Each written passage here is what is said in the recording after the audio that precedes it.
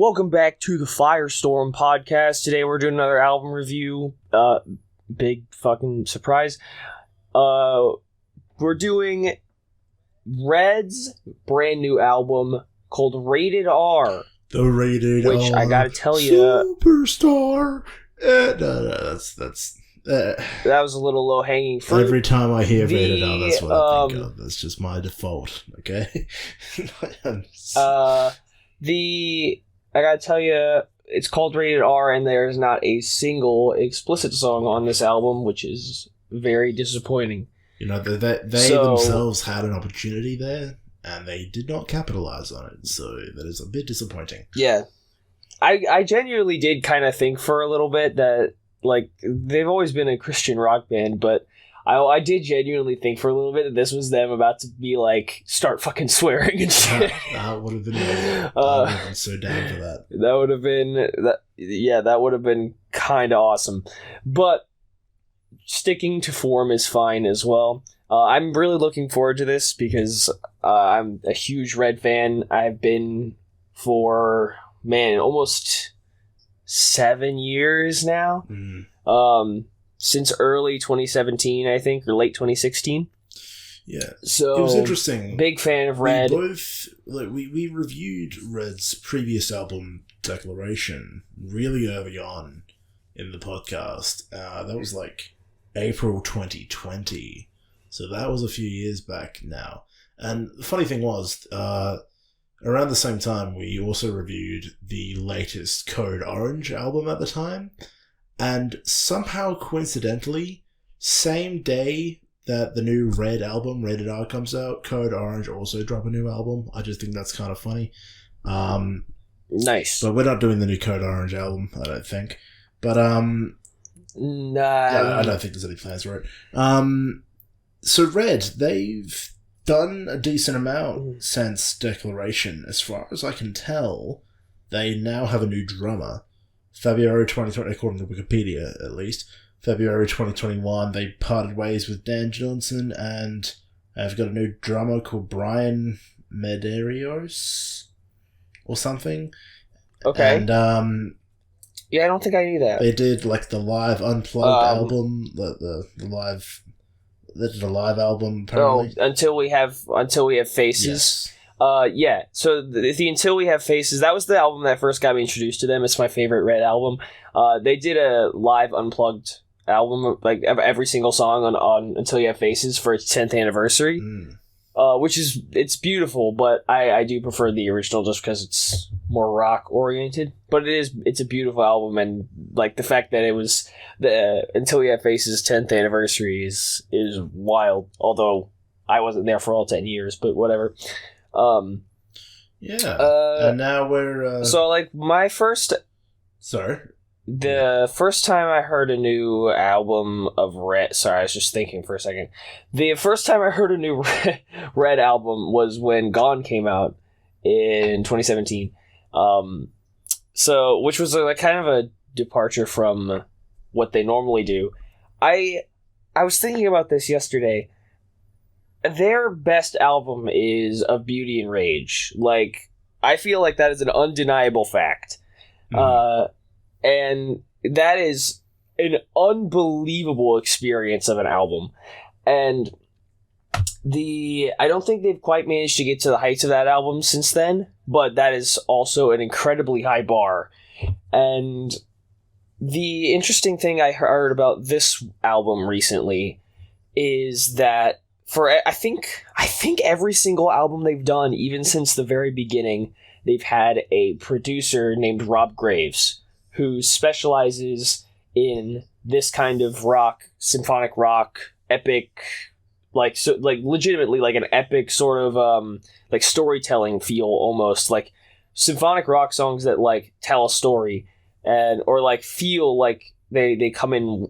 Not come in waves, but like they have their ups and downs and are like constantly building on themselves. Like Rob Graves has been there, I think, since the beginning. I'm not entirely sure, but at least since 2004. I believe. Yes. So they've had Rob Graves with them working on their music since then. And Rob Graves is an incredible producer, at least from what I can tell. And I think the other work he's done is just as impressive. Maybe not like on the same level as Red, but he's an incredible producer. And to clarify, the producer is like the person who helps turn the artist's vision, like what they have, the bare bones of them writing the song, into a full, complete song. Mm-hmm. They're the ones who help transform and create that vision. So the interesting thing about this album is that this is the first time that this album is completely self-produced by the band. So they had no help from Rob Graves. Really? It is just... Yes, so it is only... I believe most of it was produced by Randy, the bassist. Yeah, that looks right. It was... So... Yes. So that is very interesting. I'm very interested to hear this, because I'm very curious how self-produced Red album sounds. I have not heard any of the singles. Neither. We're going in completely blind. Yes. So... I'm excited to hear this. At first I was a little hesitant about the whole self-produced thing, but they've been going for over like nearly 20 years at this point. So I do feel like they're probably ready for it. Imagine if it was losing Rob Graves that made them finally start saying explicit words. It was just Rob the whole time giving them... Yeah, right? Man. Rob was just like a super, super fucking Christian guy, and he just had that influence on people. Yes, and also, it's like, you can't disrespect God. If I sound a little bit fucky this time, I'm doing the classic Gus maneuver of recording on a laptop in my bed. True. True. So that is a classic Gus maneuver. Yeah, this is a bit of a different setup for me, so sorry if I sound funky. But either way, I'm ready to get into this. I am keen for this album. Fuck yes. I haven't listened to a lot more of Red since the previous album, but whenever one of the songs comes up, I always jam to it. Like, they got a lot of good stuff. So I am quite keen for this. Alright. So let's start. I'm going to preemptively fucking get on this track because I'm afraid Spotify's going to let me down.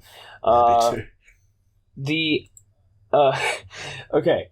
So track number 1 is called Surrogates. And we're just going to jump right into it. Okay. We're going to, also, if you don't know how this works, figure it out. Playing in 3, 2, 1, go. Turn that bitch up. I'm about to get jump scared, aren't I? Bah! Oh. Song's over. Oh. Oh, fuck. Shit. Oh. Jesus Christ. Fuck. Oh. Ooh. This is not what I would have expected out of a Red riff, but it's nice. Oh, that was cool.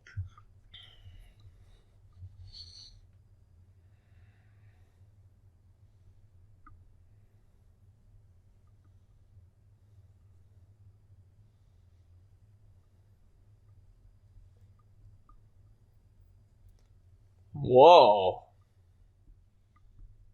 This is Red, right? This is cool. I like this. I'm already surprised. Okay, alright, go on. Oh. Oh, that ended quickly? Okay.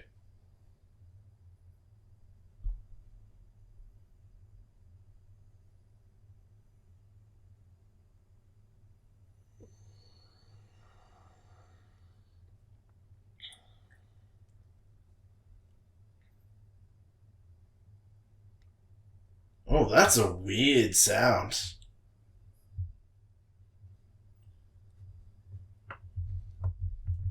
Like haunting, but fucking weirder.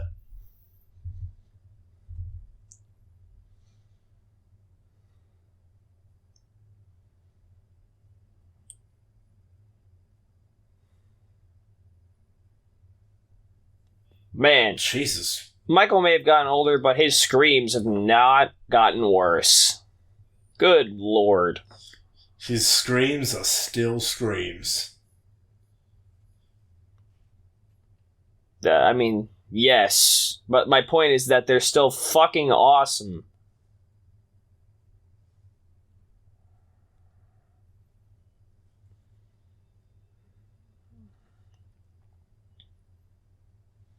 I don't like that sound. Da, da, da, da.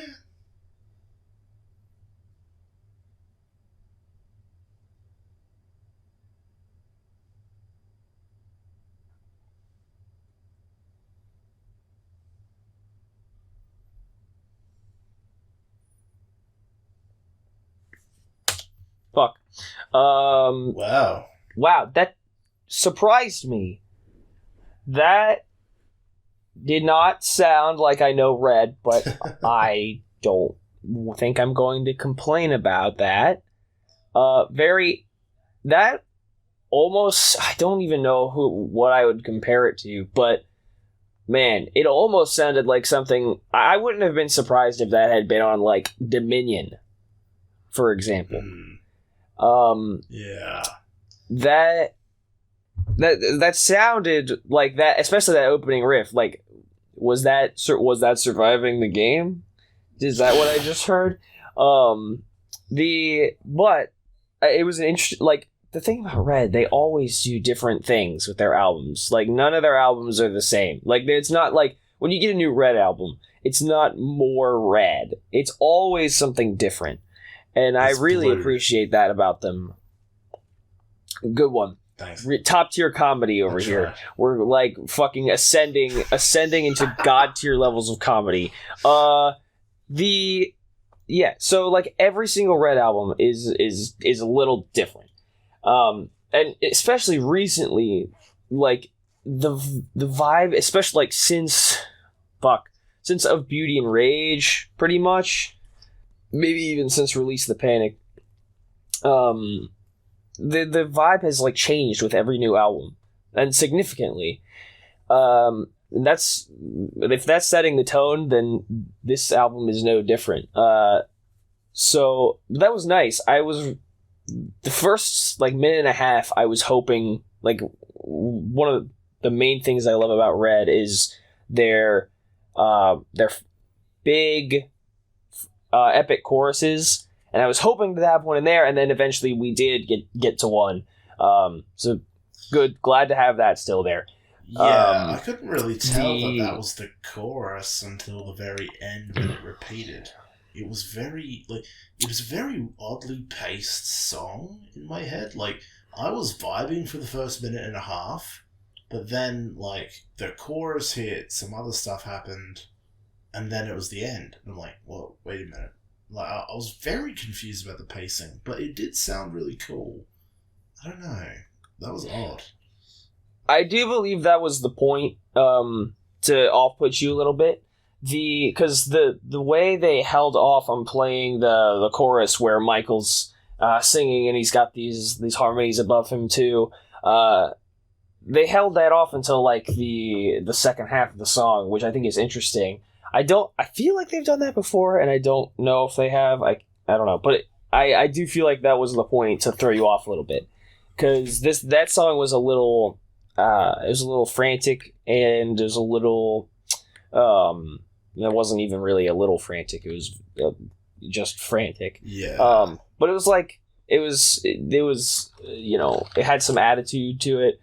So it wasn't just going to be like it was clearly just trying to be a little different. It wasn't going to be like just exactly the same, like a standard structurally normal song. So I can appreciate that about it. That was cool. That fucking riff that was cool. Yeah, that was a cool riff. Go on. I agree. I'm keen for what's next. I hope we get a little bit more consistent songs, but if this is the attitude of the album, I'm not sure. Maybe we won't get that. We'll see. I'm keen for what's next. There's a lot of short songs I've noticed. Like, a lot of just over 3-minute songs. That's... Yeah. Okay. Alright, so track number 2 is called Your Devil is a Ghost. I don't know why it has to be mine, but... I'm very confused about that. Why is my... did my devil die? Like, on my shoulder? Did he get shot? Like... Epic. Is he gone? Is he a ghost of the devil? Like, I'm very confused. Fuck yeah. Alright. I hope he's dead. We're playing in 3, 2, 1, go. Ha! What a drastic...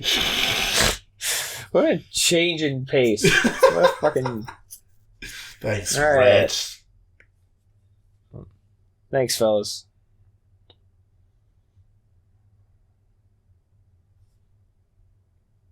Oh. Oh, no. It's going to be inconsistent again.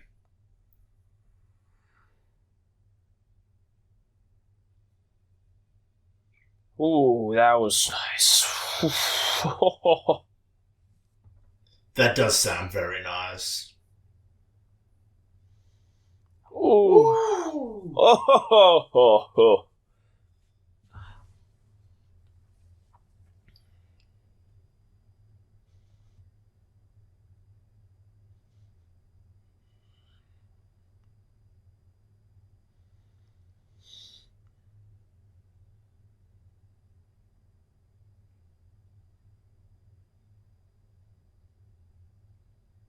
Oh.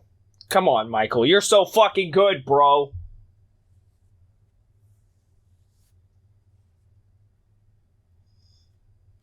Jesus.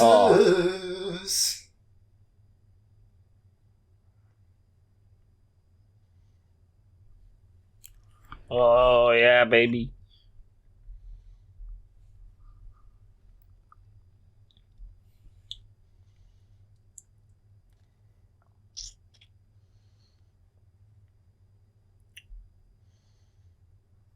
I love the strings. Always good.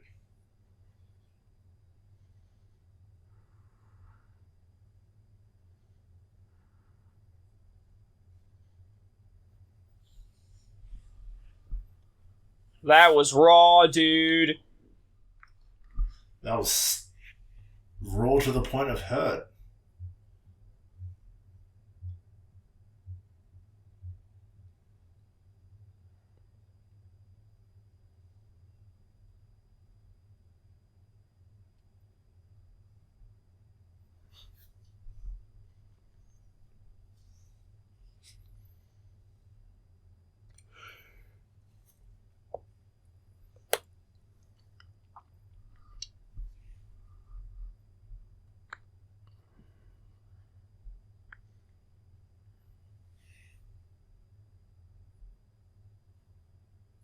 Oh.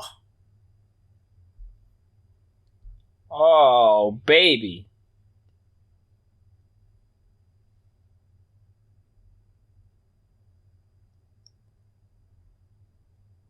Okay.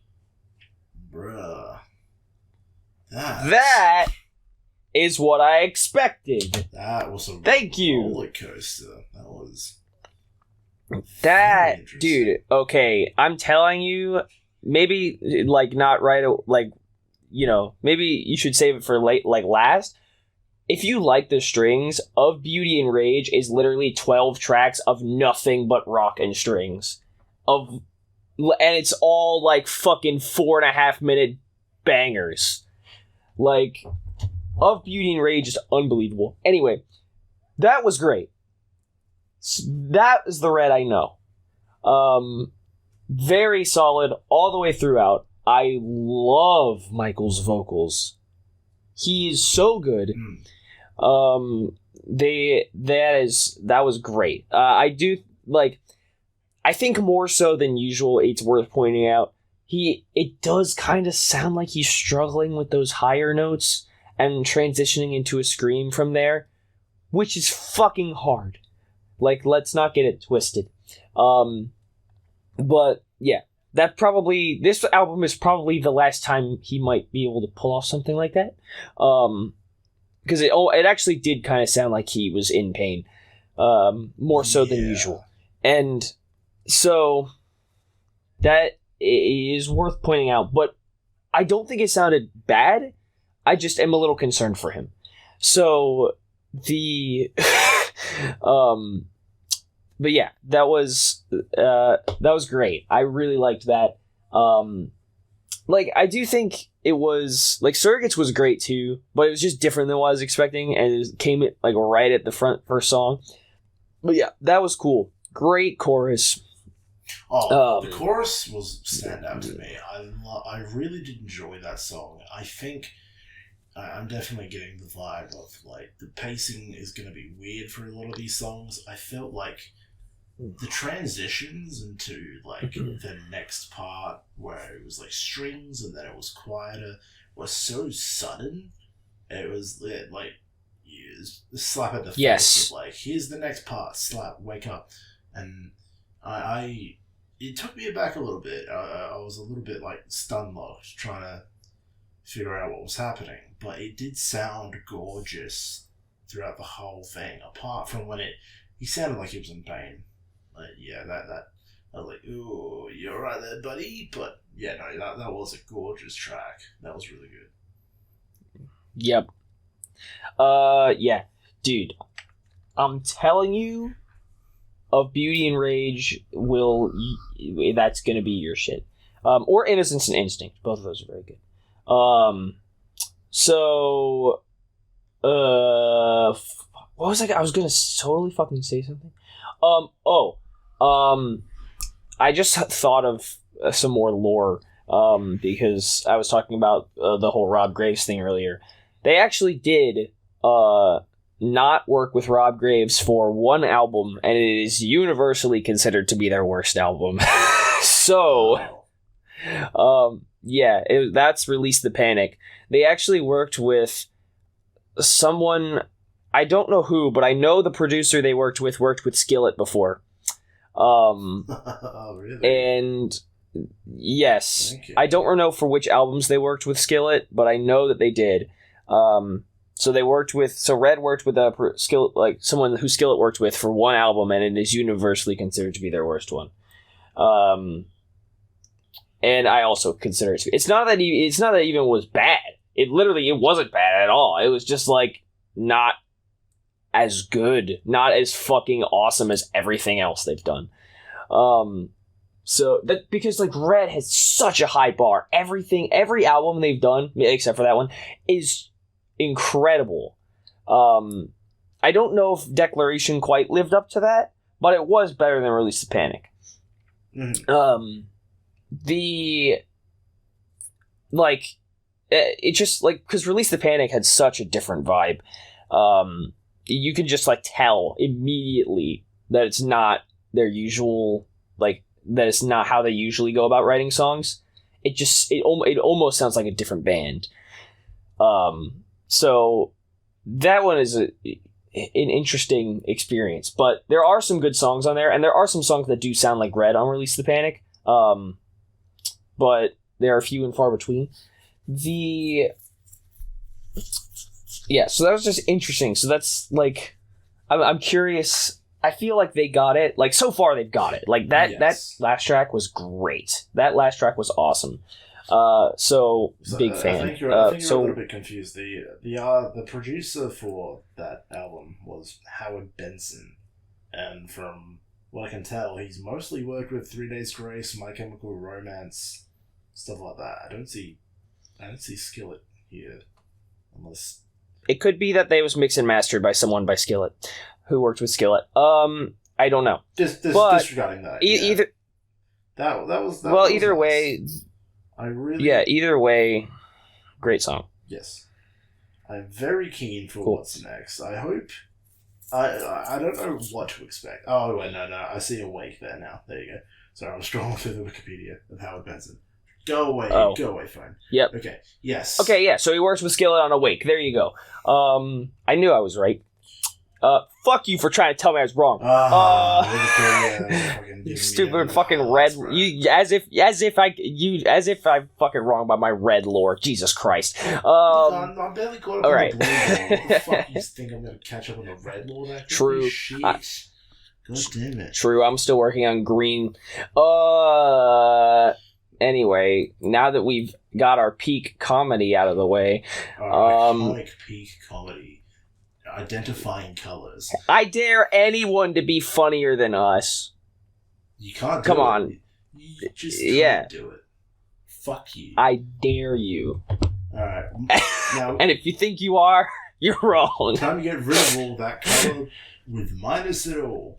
I feel like we're gonna get so track number 3 is minus it all. So we're gonna play that one in 3, 2, 1, go. God, we're not funny. Not even a little bit. Oh, this is sensitive. Oh, who the fuck brought Linkin Park? I was gonna say, like, am I looking at Final Fantasy VII? Oh, never mind. Oh, true. I had Final Fantasy vibes for the first 20 seconds.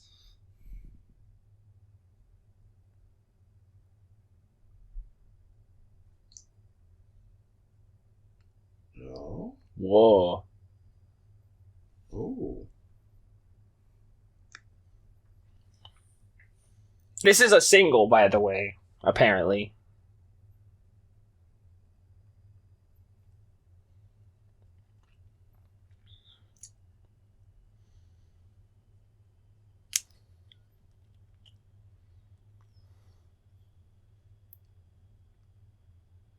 Ooh. This one's a bit more steadily paced. Nice. Oh, man. Oh, man, Red fans must have been happy with this single. This is it. I'm getting, like, new 3 Days Grace vibes from this, almost. But, obviously, Red's singer is so, unique. You can just tell it's him. Yeah. I know you gush about his voice a lot. I love it. It is that good. Yeah.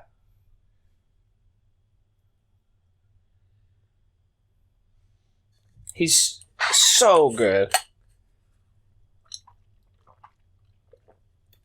Oh.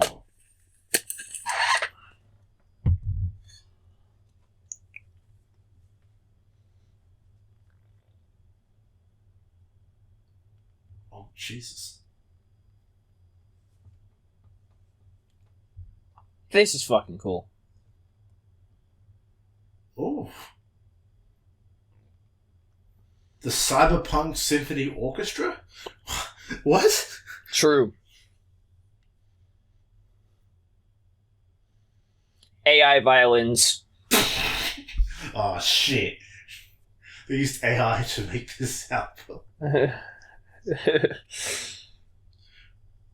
It's called Rated R, but they forgot to add swearing because Red never swear. They forgot. It's like they finished the album. It's like, guys, we forgot to say fuck. We didn't swear.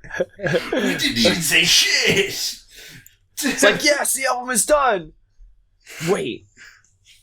What do you mean we weren't forgot explicit? the most important thing. That was a fucking solid scream. Good job. Shit. God. Okay. Yes, that was great, dude. That was great. Fuck yes. My favorite thus far. Oh. That was great. Yes. Loved the pacing that was of very that. good. And like, the instead of having a mixed and matched pace, that one was just kind of like a clashing of styles near the end. It was solid, consistent throughout the whole way, and then those sci-fi sound effects I was thinking cyberpunk with, and then the fucking strings came in, and I was just like, "Excuse me, sir, what are you doing to me?" And Yeah, and then it just kept going. It kept kicking off. I really liked that. That was cool. That was great. That chorus, very catchy. Like I said, Red fans must have been very happy with that single. That was very solid. And that is like with the way they changed up the vibe and the way they use those like almost I don't want to call it. I mean, I guess it is like it would be like cyberpunk. I was trying to think of something like the more another word, whatever. Those like that sort of vibe is like with. I guess that would be it makes sense, like, because that's a logical way to go from where they were in the last album, like changing it up. And this is a kind of a sort of approach they've never really taken in any of their albums before with like that kind of style. It actually reminds me like the clashing of like the electronic sound effects and the synths with the strings. It reminds me of. This is going to be a little bit of a reach, but they did have a lot of the same things.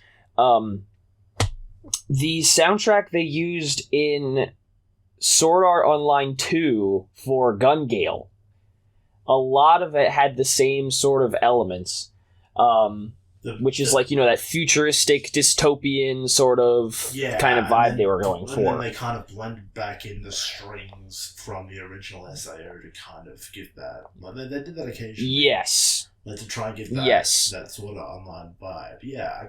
You know what? Yeah. As crazy as a comparison that may sound to some people, I understand that perfectly. That does actually make a lot of sense. Yes. So that was very cool. That was I'm happy with that. I'm glad it seems like the whole self-producing thing is working out, because it must feel, I mean, I'm sure working with Rob was cool, but like being able to put this all together just amongst the band members, it must feel pretty cool. So like, and now they don't have to pay a producer. Yeah, I mean, fair enough. Yeah. So, like, it's probably a little more creatively stimulating. So, and they've been going for so long now. So, the last single of the 3 that were put out is called Cold World, track number 4. It actually wasn't the most recent, but it's the last of the 3 we're going to hear. So, hopefully this is, I'm assuming this is going to have like the similar vibe. I want to feel chilly after this song. I want to feel the weather impact. I want to go audibly when the song is finished. I want this to like open my window and the wind start blowing in. And I want this to make climate change real. No, that's dumb. What the Alright, next. And if you think climate change is real, well, you must be stupid. Anyway. Cold track guys. number 4. It's cold world. Yeah, it's fucking cool. About? What are you talking about? What is climate change? It's cold. I opened the fridge. Yeah. It's cold. What are you talking about? Fuck. What do you mean there's been record high temperatures? There's also been record low temperatures. Okay, we're playing in 3, 2, 1, go.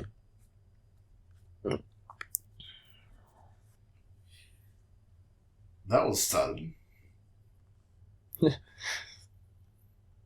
That did kind of sound like a 16-year-old who has feelings. He's gonna open the freezer door. Do it. Oh, that was cool. Okay, shit. Sorry, no more freezer jokes. No, now I'm invested. Holy fuck. Ooh.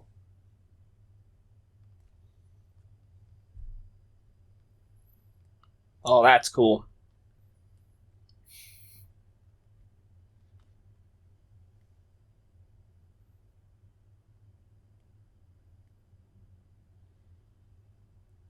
Oh, yes! Oh! Oh, sexy.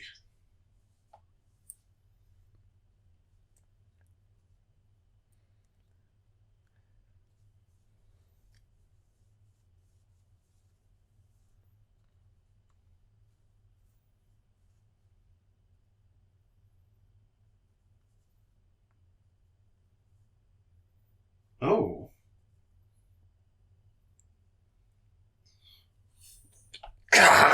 That's an interesting choice.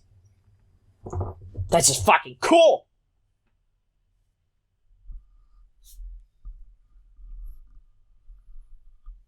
I really like clashing styles.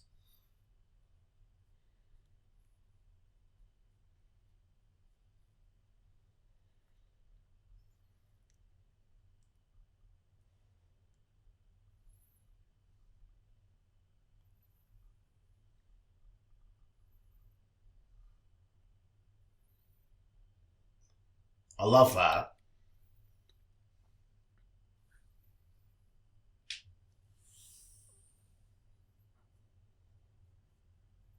Pop off, Michael. Nice. I like that. Isn't he so fucking good? Fuck, he is... Oh my god. Right, exactly, dude. He's unbelievable.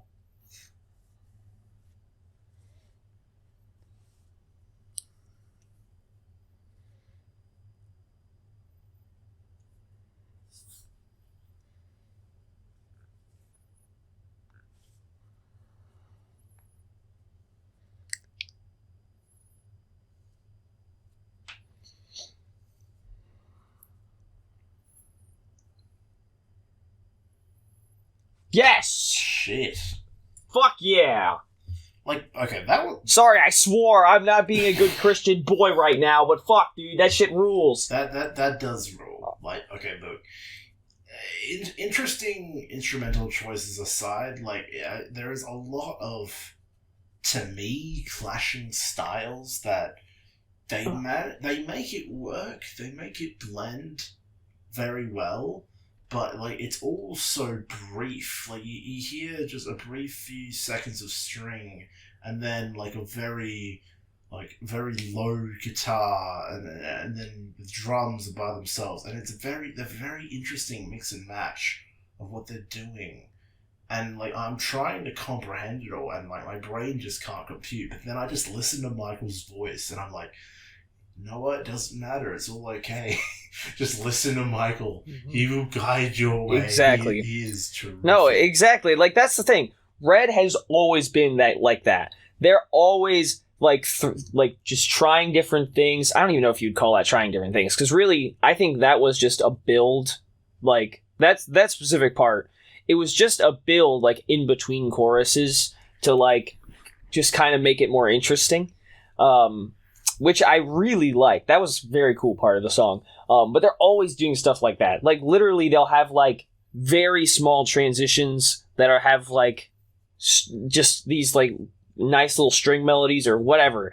Like, they'll transition in ways that, like, seem different from what the song's presenting, but it still feels like Red, and it just works. Mm-hmm. So, that's, like, how I know them. And that was great. They must... Fuck, man. I wish I was... God damn it. I would have been a very happy Red fan with those singles, I gotta tell you. Very good stuff. If I said very similar stuff in the Declaration album review, then I just can't remember. I'm very curious if I said similar things, because, like... Yeah, Declaration seems more not like Red, if I remember correctly. Like, I actually don't go back to songs from Declaration too much. Mm-hmm. But there are some good tracks on Declaration. This sounds more like the Red I loved as a teenager. And still love as a good grown-ass man. Nice. But, yeah, that was, I mean... Geez, what do I even say? Like, that was just great. It was very well put together. There was some great guitar riffing. I love the drums in that track. They were fucking cool. Just solid all the way through. Fucking I'm on the fucking train, dude. I am riding. I am fucking pulling that little choo-choo lever, and I'm blasting through every single goddamn wild animal that gets in my way. Fuck yeah. Man, I was so confused for a second because I was looking at the track list and I saw the suffering and still bleeding, and for some reason I read it as the bleeding, still bleeding. And I'm like, fuck, there's a lot of bleeding happening right now, but I realize it's just suffering after that. Nice. Shit. Fuck me. Alright. Track 5. Halfway through the album. Let's go, boys. Yes. Okay. Tell me how to say goodbye. So you grab there is the a person by the shoulders. You just say those and you words. throw them. You throw them over, like, the edge of a bridge, right? They fall into the river and they're gone. Goodbye. You look down dramatically, tear rolls down, you just say, goodbye, and you walk away. I actually, I don't know if I should say this, but, like, the other night when I was driving home from somewhere, I can't remember where it was from. It might have been from my parents' place. There's a bridge on the highway I drive on and to get back home, and it was there. I don't know if I actually saw a person, but I'm pretty sure I saw a single person at, like, the edge of the bridge, which is pretty high up over a river. And it's like, was that a person? I don't even know if I actually saw that, but it was like one of those moments where I was like, it was one of those moments where, like, do I stop? I'm not even 100% sure I saw a person, and I don't even know if they were on the edge. But, like, anyway, that was, like, that was a moment in time for me. Definitely sounds like a moment. I would keep an eye on missing person cases around your area. Yeah, jeez. I was like, because, like, I don't know, it could have been just someone, like, fucking having like a walk at like 11 o'clock at night through on the goddamn I don't fucking know, but like on the edge of the bridge, like, you know. Yeah, like, I don't fucking know, dude. Anyway, that's not relevant. He was late night fishing, alright? Yeah, it's real. 150 feet over the water. Yeah, exactly. Okay, anyway, we're gonna play this song. Sometimes Red have a singular softer track in their albums, so I'm wondering if this is gonna be that. Mm-hmm. But maybe, who knows? I'm playing in 3, 2, 1, go.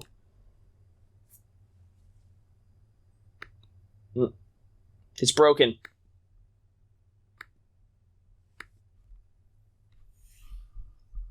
Well, that was a good guess.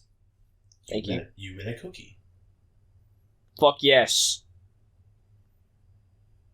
Oh.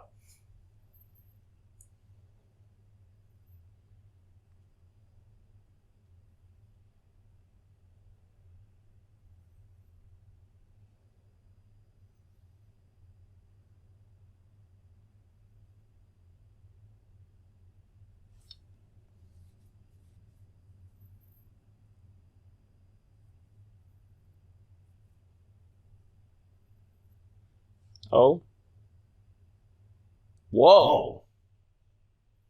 That's not what I was expecting. No, neither.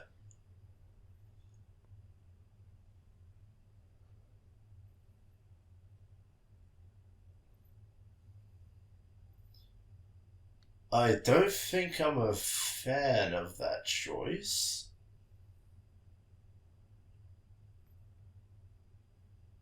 Is that a woman singing?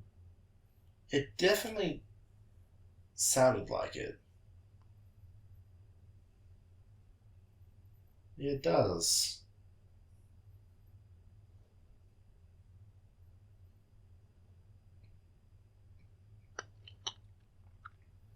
It changed to regular drums before I noticed.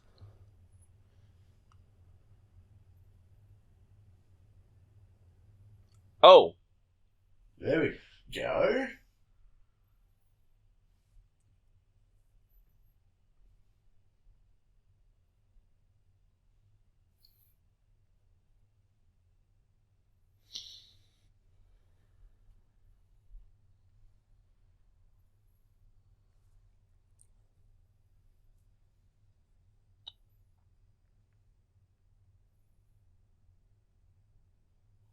Am Whoa. I bleeding right now? Holy fuck.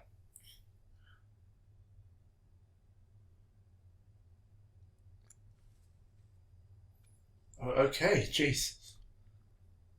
All right, man. Jesus, I heard you the first time. Me speaking to Jesus. Jesus, I heard you the first time. Why don't you go back to being dead?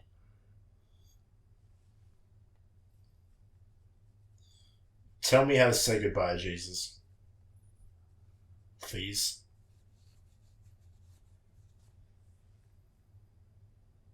Whoa. Jesus throws you over the bridge. Man wants to make out with Jesus. I read a few YouTube comments once saying that Skillet sounds like they all just want to fuck Jesus. And I'm like, you know what? I kind of understand where they're coming from. I hear it. Jesus, take all four of us at once.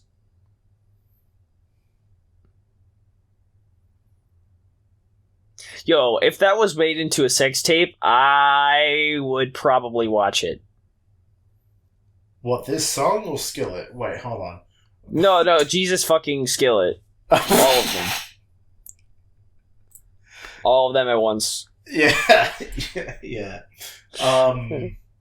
He just grows 4 dicks. Oh, bro. Metamorphosizing 4 cocks. Anyway, That was it. Okay. I do like. It's worth saying. I do like when Red. There are a fair few tracks of theirs where they like start off softer and they keep that vibe going for a little bit, and then eventually builds up into their normal rock style. I do like those songs. Interesting choice to go with like the weird synthesized drums in like the first around like the 1 minute mark. I don't hate it. It was just strange, but overall that was very beautiful. I don't know who the fuck was singing with Michael an octave higher, but it sounded like a woman. It didn't quite sound like him. Yeah. I agree. But he did have a lot of his same like inflections, so I'm like wondering if it was like actually his wife or something. I don't know, but that was good. I don't know if I'll come back to that too much, but no, it was good. I tell you what, like, as beautiful as his singing is, he can't save every song for me. And that song just confused me too much. I was very out of it. I was trying to listen, and then it kept making weird decisions. So I was like, okay, Skillet is getting pounded by Jesus now. Right. Yeah, so not my favorite. Yeah, I can't help but compliment Michael every time. He's got a tremendous voice. Fuck, like how many times can we say that? Like, it was again the standout here, but yeah, definitely not one I'm going to come back to. Yup. Okay. Yep. Fuck. Okay, there we go. Okay, so track number 6 is called The Suffering. I'm ready for living. some edge. I think we gotta get So there. living, basically. Okay, cool. So we're gonna play that in 3, 2, 1, go. Life. Who brought the bagpipes? They're not bagpipes. I don't know what it is. I just had a realization they're not bagpipes. Whatever. Get fucked. You're wrong. You lose. Oh. This actually sounds like the Cyberpunk soundtrack. Not that I've listened to it. End credits for the Cyberpunk game. Real.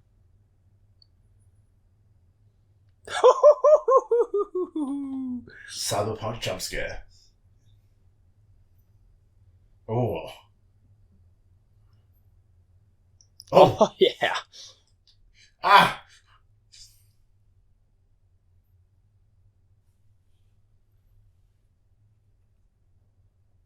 No.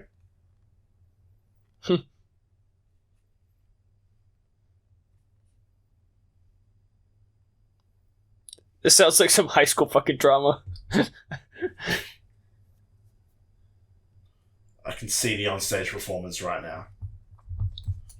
I don't care though. This is more of my vibe.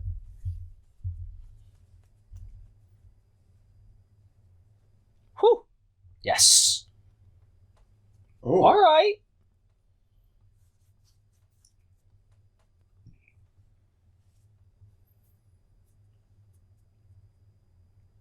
I wanted more of that. Yes, yeah, I wanted that to keep going, and then they stopped after 2 seconds. I know, because they're probably tickling you.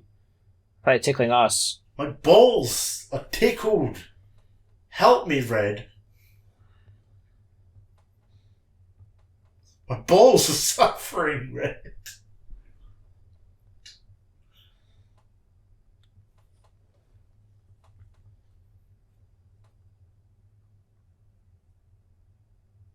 Oh, come on. Here we go. Come on.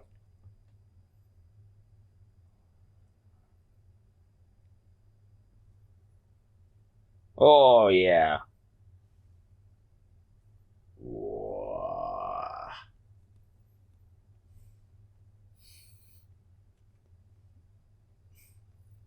Fucking send it, son.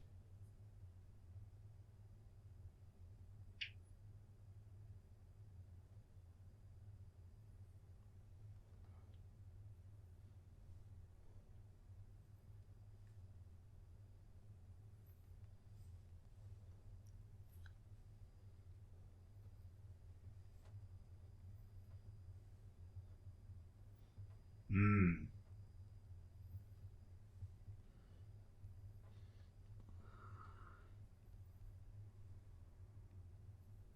Boom.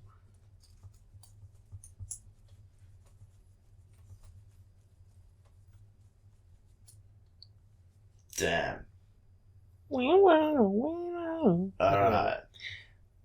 Yes! Solid. Anyway, that was cool. That was Solid. cool. I did want more of that chorus, but other than that, it was very cool. I wish I know what they were trying. Like, I get what they were trying to do with like keeping that first chorus short. I would have been fine with that if they had given us more chorus than they did later.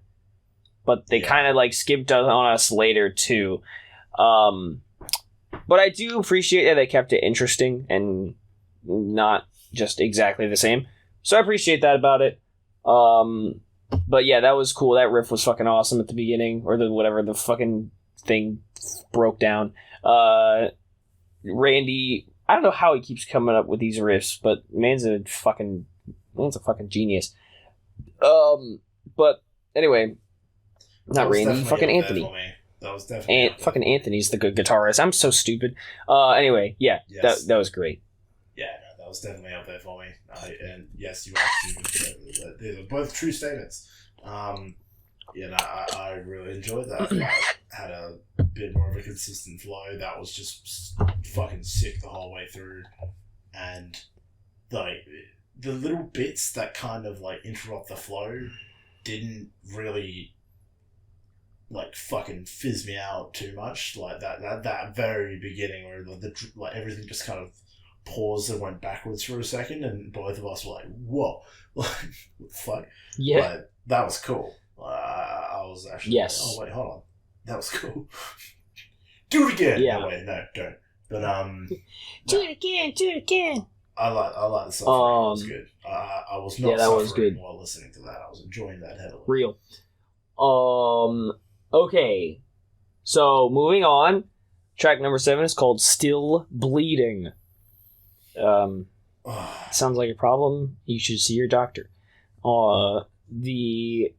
Anyway, We're going to play track number 7 in 3, 2, 1, go. Little do you know this is a warning song about hemorrhoids.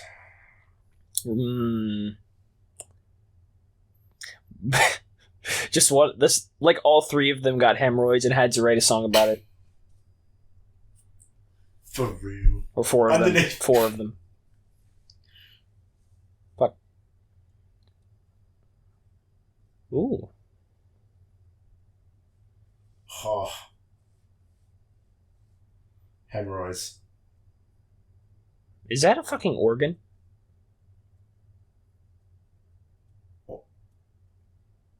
Whoa. Oh, I dig this. Yes, dude. Yes, that dude. Was sick.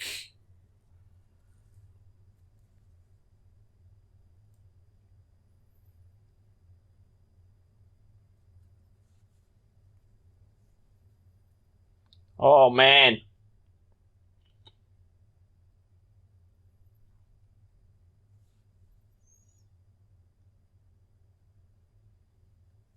Ooh. All right, man. That is a fucking organ.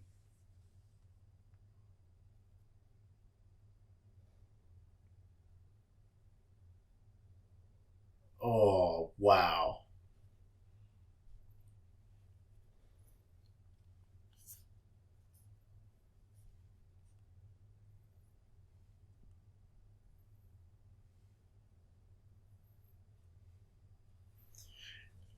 Are they putting an effect on his vocals in the middle there? It sounds like it's going robotic.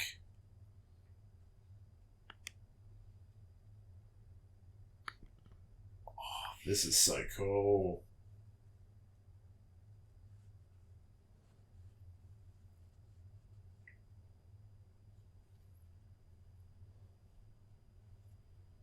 Oh! Ooh. Yes. How the fuck does he do that? Practice. Like, what? Yeah, and still be able to sing? Fuck if I know, dog. No, but, like, that sounds like it hurt, but, like, on theme for the song. Like, it was on purpose. Yeah. No, that he does that a lot.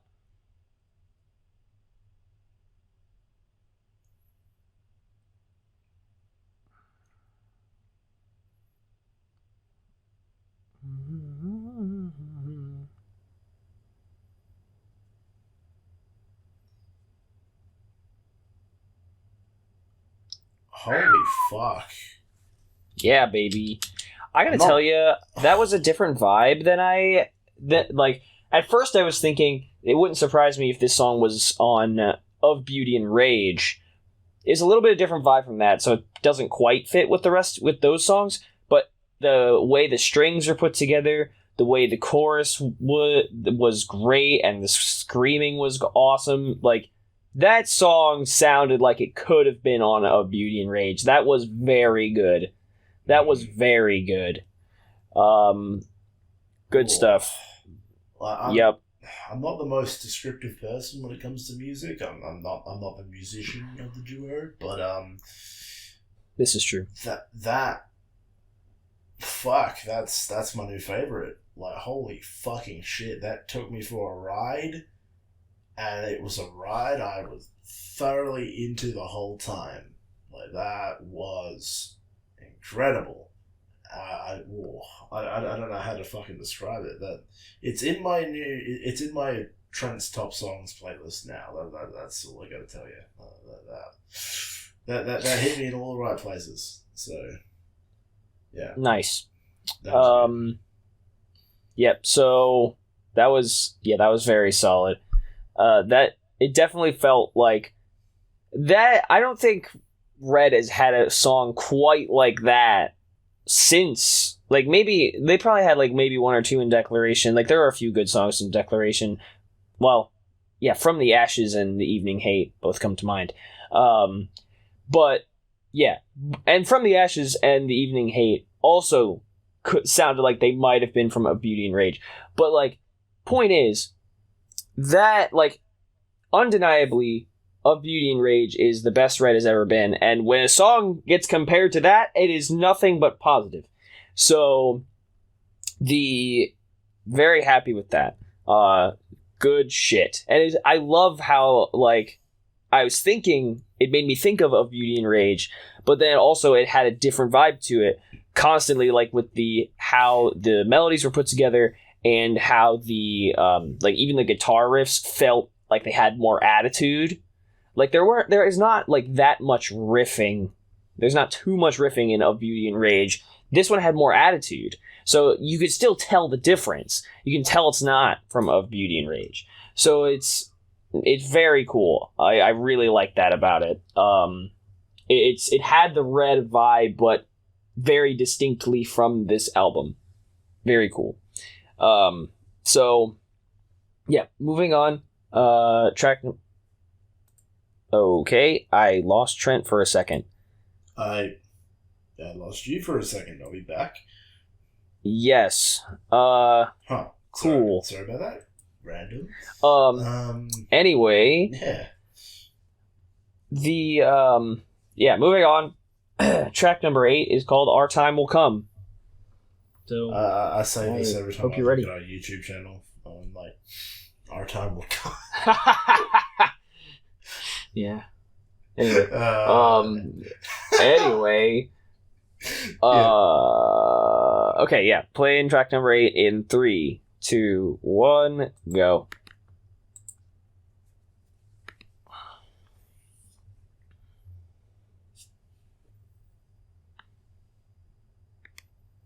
One. It's the Lord of the Rings soundtrack.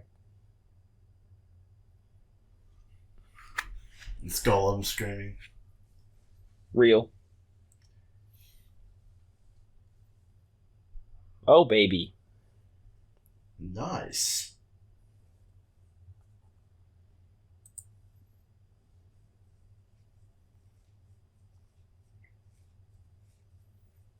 Oh.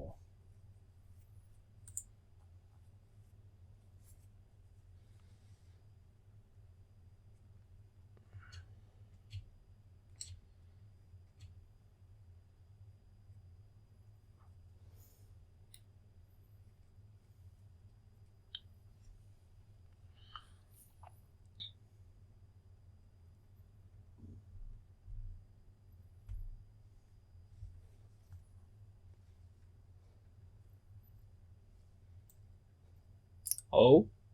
Oh my? Yes, come on.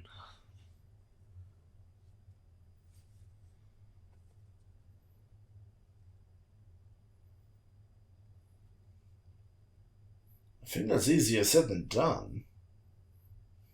Yeah. Nice.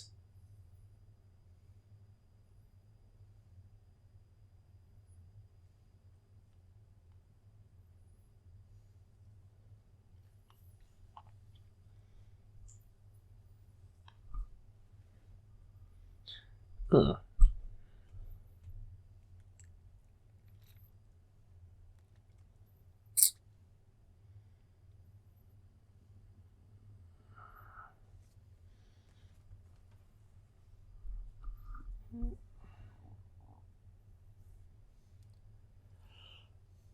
Oh.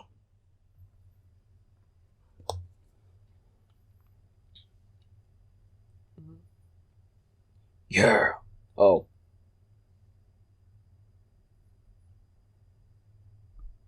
I thought that was gonna like break down a little bit more, but that's fine. Cool. I'm fine with it.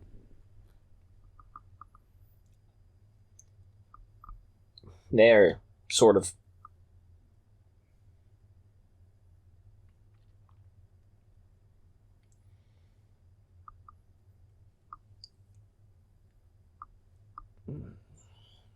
I'm almost getting the vibes of like a war movie in some strange way. Yeah.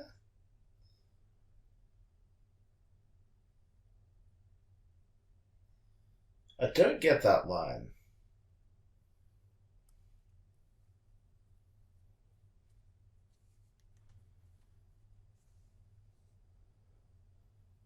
Nice.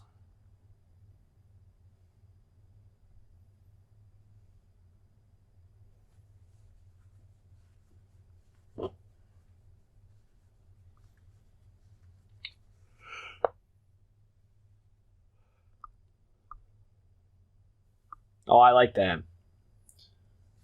That was really pretty. Like, Fuck yeah. like from the very beginning, I had the vibe of like a war song for some reason.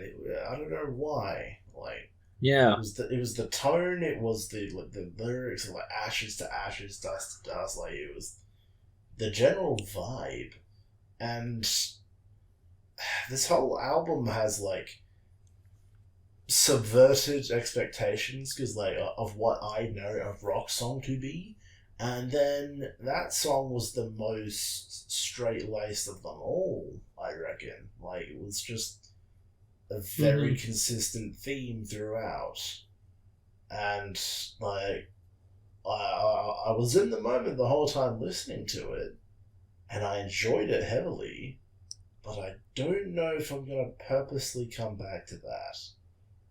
Yeah. But, like, if I ever want to be like swooned by Michael's amazing voice along with some fucking beautiful strings, I'll put that on. But I don't know if I'm that much into Michael. Well, I am. Anyway, that was nice. Again, like Trent said, I'm in the same boat. I don't think I'll come back to that like too much. At least, especially compared to some of the other songs on this album, but it was very pretty, and I would actually like. It's interesting because it was a pretty song, but it also had some pretty like cool riffing from the guitarist Anthony. That was like you can tell that man Anthony likes to fucking go crazy on his guitar because whenever he gets that chance, it's like he's waiting for somebody to tell him, "Hey, man, you can riff on this one." And he's like, "Fuck yes!" But now like, he's the producer, and he can just do it whenever he wants. Yeah, well, that's Randy.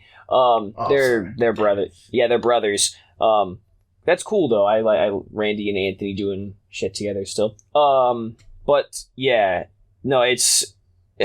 It's interesting because like that's an interesting like not necessarily contradiction but clash sort of but I appreciate that like Red does that a bunch. Interesting dichotomy of the brothers. Yeah, that so I appreciate that, and Red does that a bunch with like those clashing styles and like something that you wouldn't think necessarily works together, but they make it work. So cool. Very, very good stuff. I'm happy with that. Okay, moving on. Track number 9 is called Last Forever. They actually already have a song called Regular Forever. Not regular, it's called Forever. But, you know, I don't know how this is going to be different. This is just forever, and it's the last time you'll ever hear it. Right? Yeah. See, that's what I thought at first, too, but then I think it's like he wants something to last forever. Maybe. Probably. I don't know. Yeah, that. Anyway, I don't know why I don't know why I thought, yeah, this is the last time forever is going to happen. That's definitely what he means. Yeah, no, like after this occasion, no more forever. It's done. Okay. Yeah, exactly. Real. Okay, so we're playing track number 9 in 3, 2, 1, go.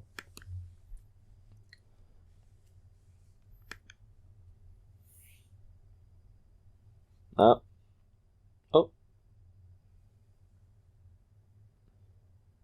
Why am I getting like video game vibes? Oh.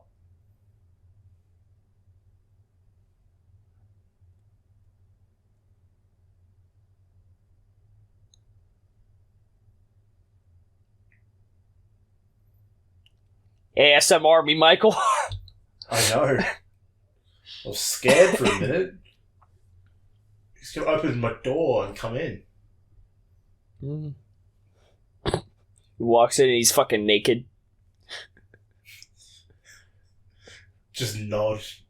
Singing to me first, Michael.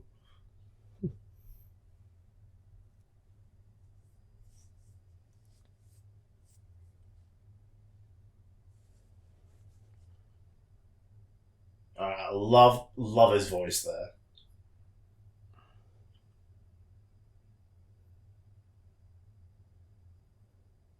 Forever. That sounds bad. Yeah, I'm surprised you're still feeling after that.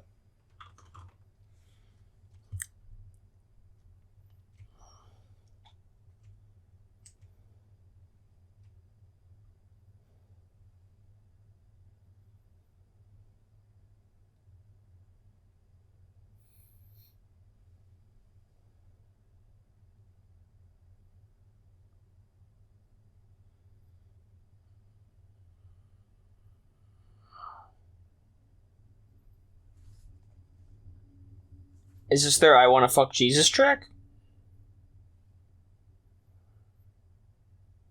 You know, that would make sense. He wants to fuck Jesus forever.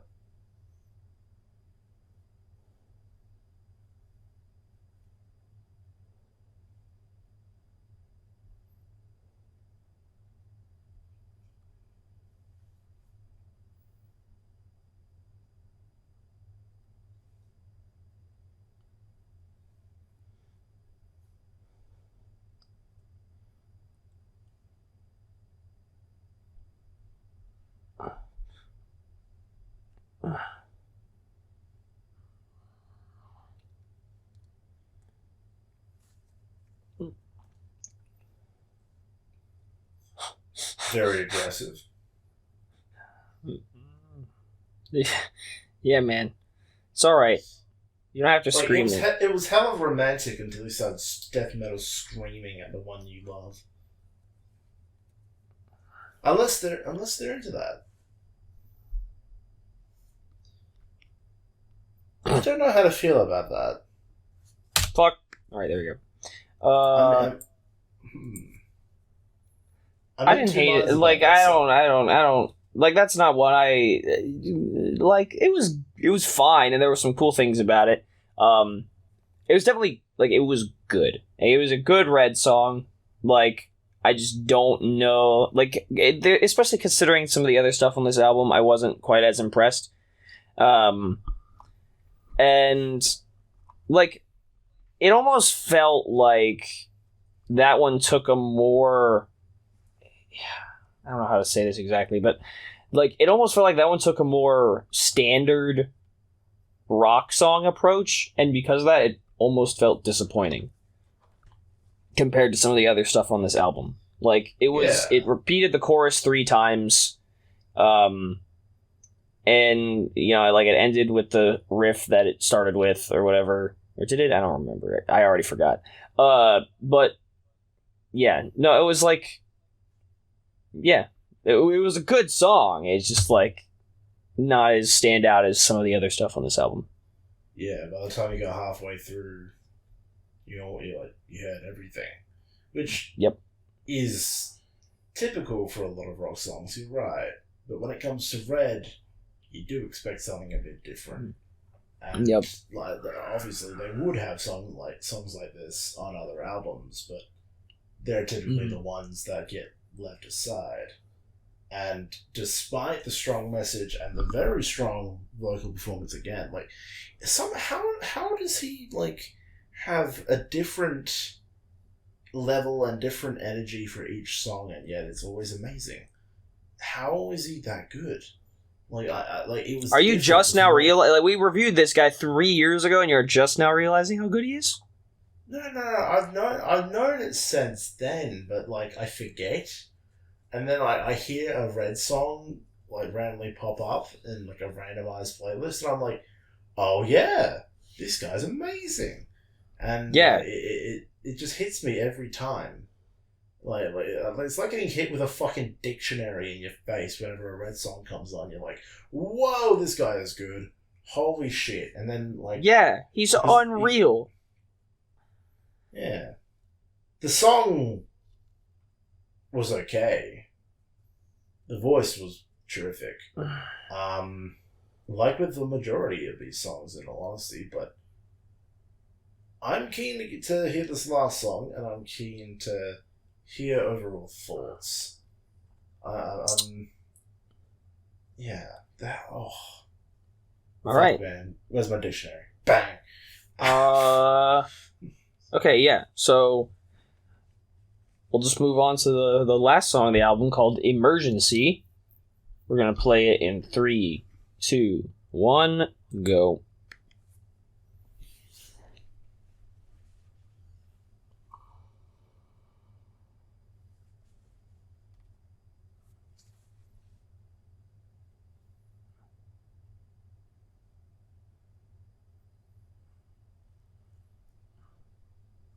Ooh.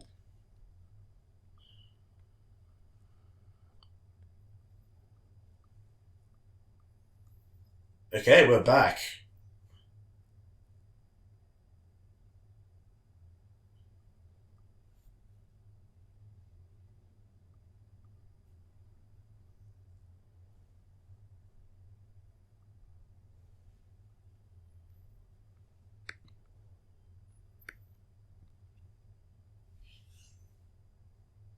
Oh man.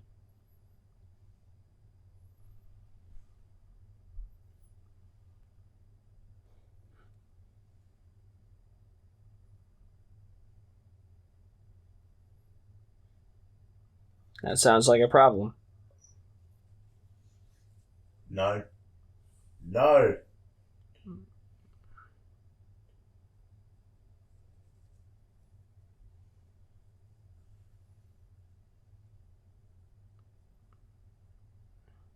Ooh, that was nice. Oh, that was cool.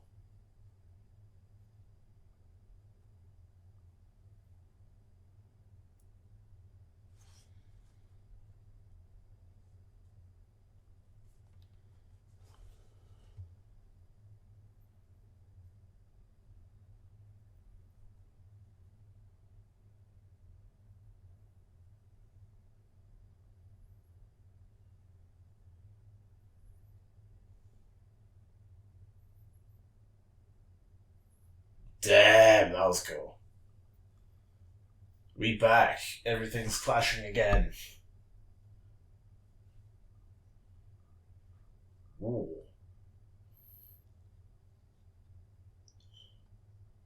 Cool riff.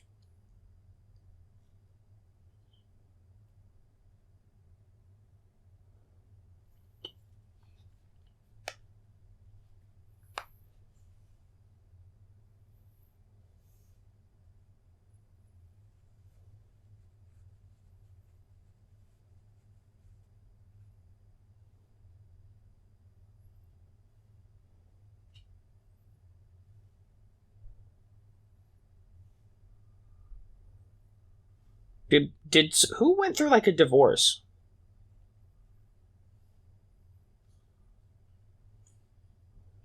Michael? Clearly.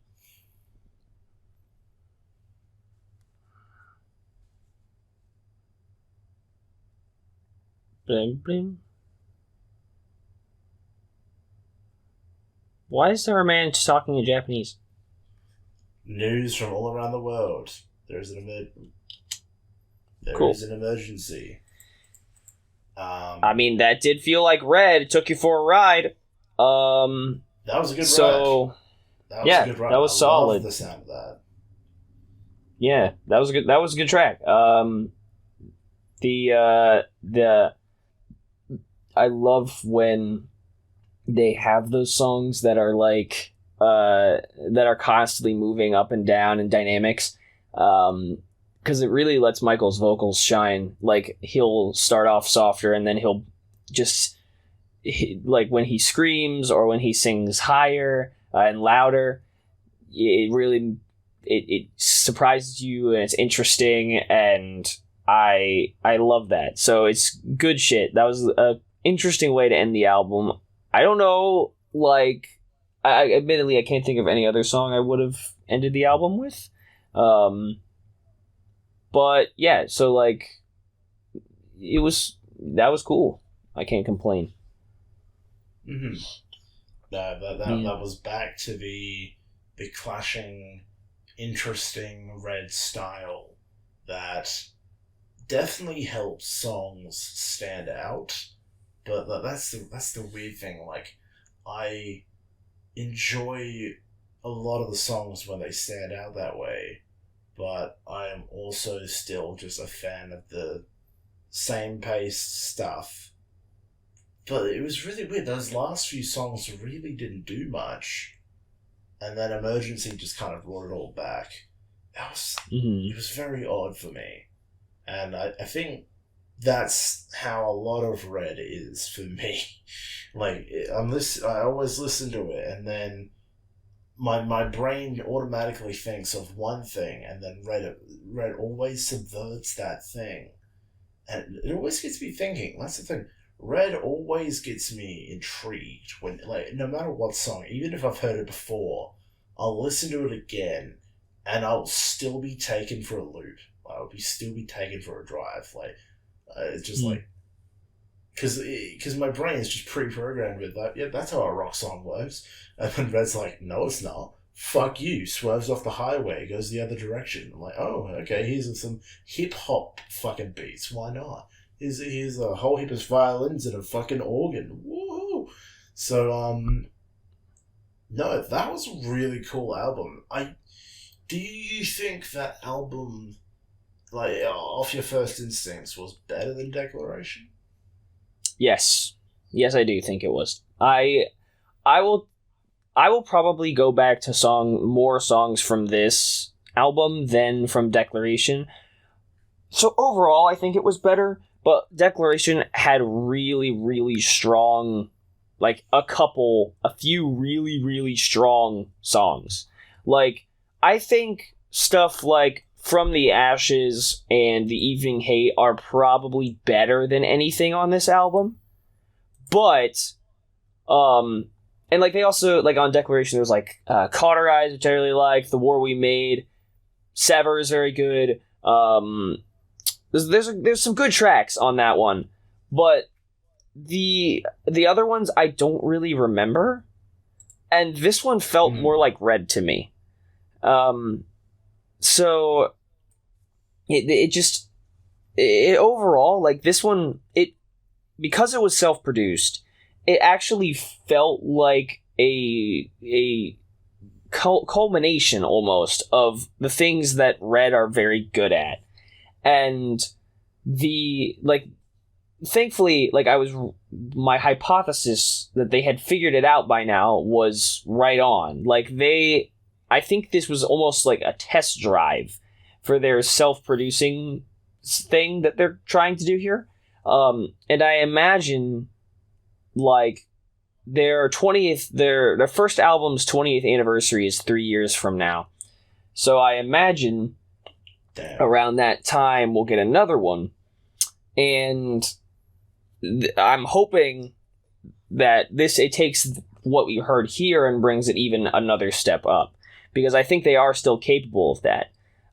Because these songs were good, but again, like some of them were a bit short. Some of them felt like they were lacking something. Like I wanted more from some of them, but they were very good, and it felt like Red. Like it felt like everything that Red's good at was used very well here.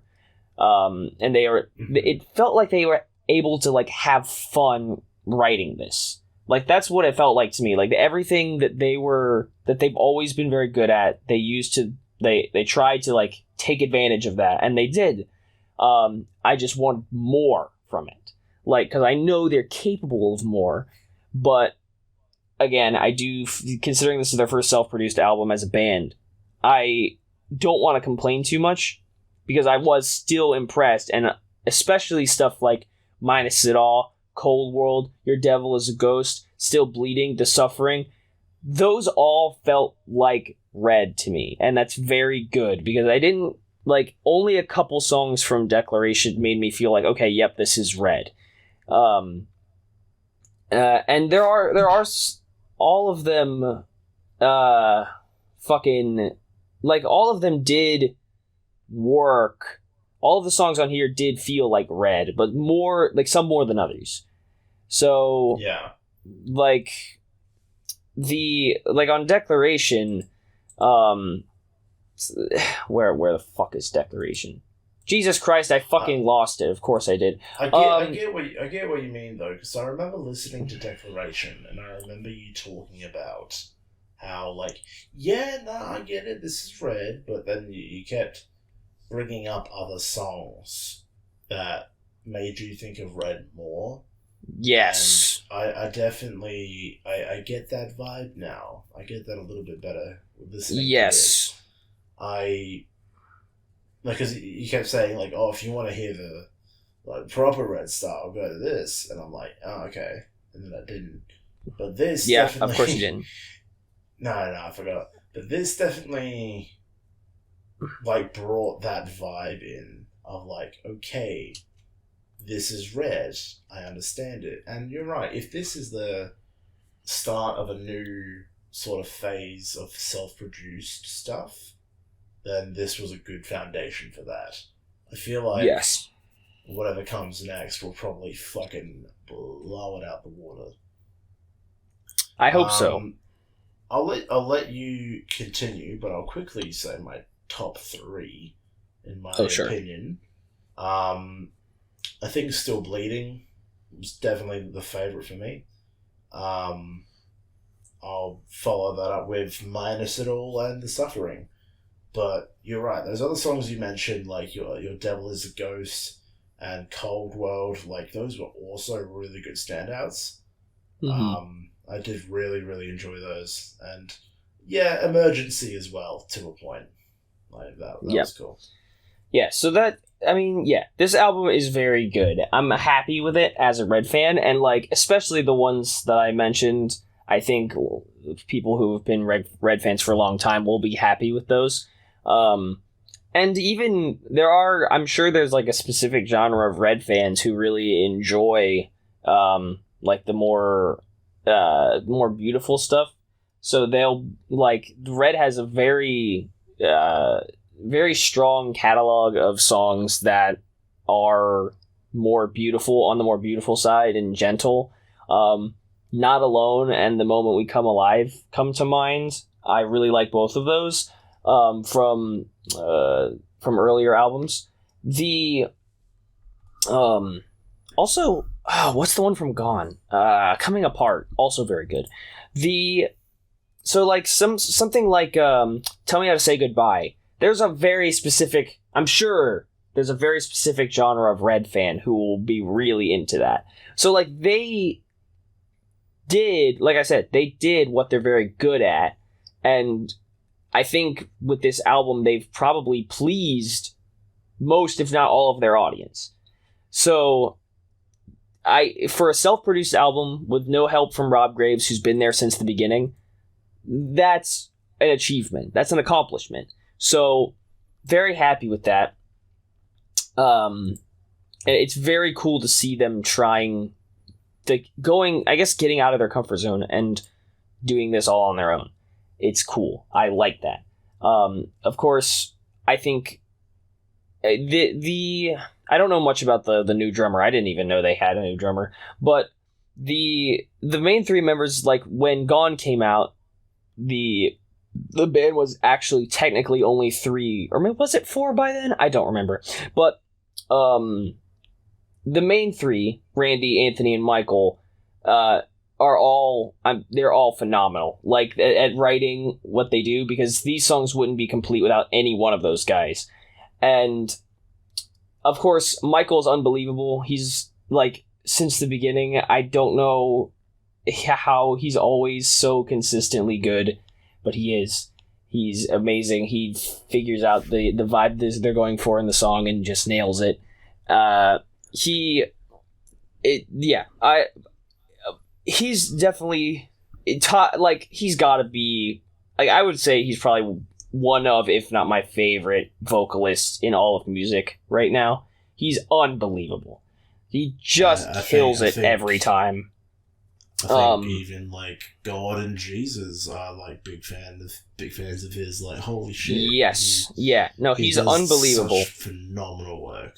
Like, yeah, he puts the rest of us to shame. He really does, and I honestly can't think of a better vocalist off the top of my head. Like, there are people who I like listening to,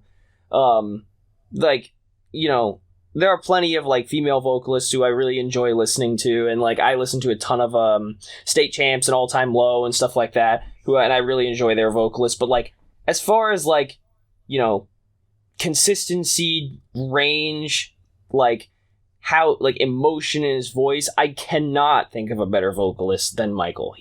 Michael Barnes is unbelievable.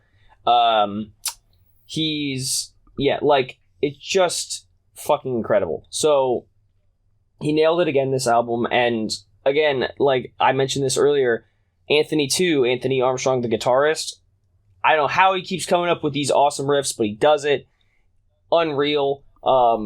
Like these, and I think Randy is kind of like the linchpin of everything, because I think without like those two, Randy and Anthony, working so well together to make the music, Michael would not be able to shine as much as he does.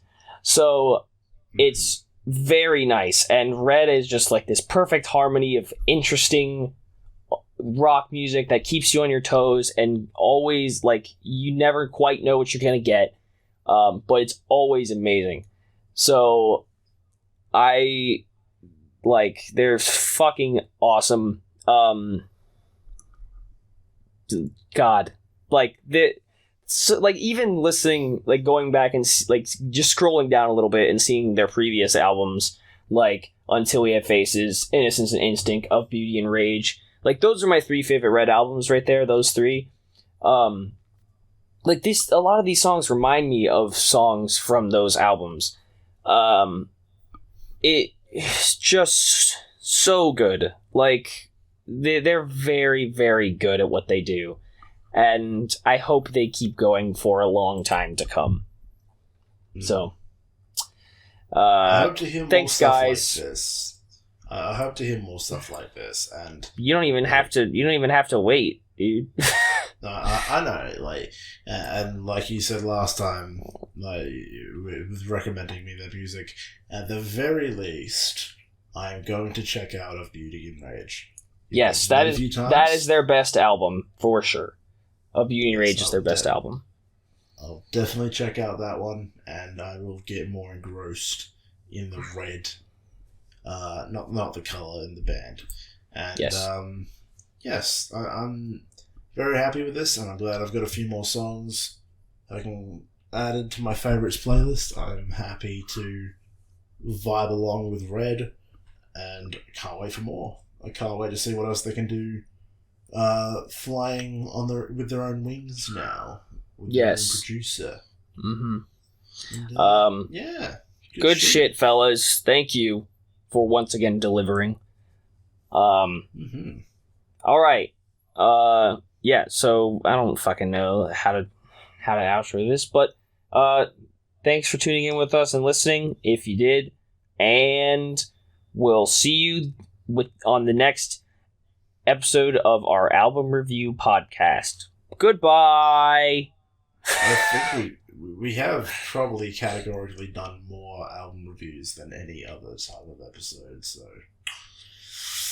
that has to be, like, it's got to not even be close. It's probably not even close. We're not a podcast at this point. We're a review channel, and we sometimes play games. Like, man, I can't wait to listen to a full album in person and just sit there staring at a wall the whole time. Real. Oh, fuck. Thank you guys so much for joining us. We'll catch you in the next one. Bye. You nerds.